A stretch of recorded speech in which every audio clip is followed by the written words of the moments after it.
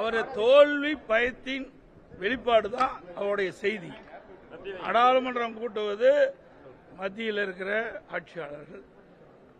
மொத்தமா ஒரு 5 மாநிலத்தில் தேர்தல் நடக்குது, மற்ற மாநிலத்தில் தேர்தல் கிடையாது. புரியுதுங்களா? இப்போ பெண்களுக்கு 33% இடஒதுக்கீடு என்பது நீண்ட நாட்கு கோரிக்கை. அந்த கோரிக்கை இப்போ நிறைவேற்றுகின்ற ஒரு தருணம், அருமையான தருணம். அது அவரால் பொறுக்க முடியல. இன்றைக்கு அப்படி அந்த 33% பெண்களுக்கு இடஒதுக்கீடு நாடாளுமன்றத்தில் சட்டமன்றத்தில் கிடைக்கிறது.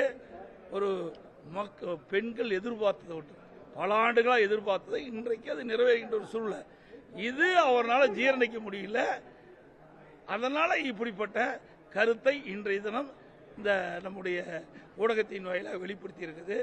ஆக தேர்தலுடைய பயத்தில் தோல்வியில் இப்படி கருத்தை குறிப்பிட்டிருக்கார். இது ஏற்கனவே பல ஆண்டுகளாக இன்றைக்கு பெண்கள் தொடர்ந்து கோரிக்கை வைத்திட்டு இருக்கிறாங்க. இந்த தருணத்தில் இருக்கின்ற மத்திய அரசாங்கம் அவருடைய கோரிக்கையை நிறைவேற்றுகின்ற விதமாக நாடாளுமன்றத்தை கூட்டியிருக்குது. நன்றி, வணக்கம்.